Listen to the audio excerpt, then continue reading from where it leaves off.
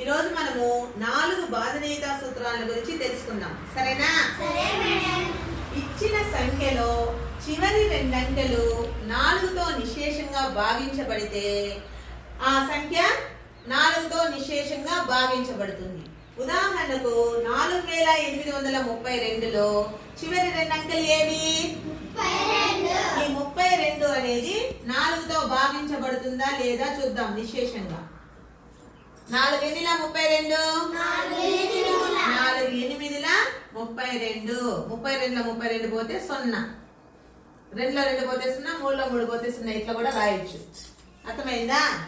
కాబట్టి 4832 అనేది 4తో నిశేషంగా భాగించబడుతుంది. ఇప్పుడు ఒక్కొక్కరు వచ్చి రాయండి. 5656 చివరి 2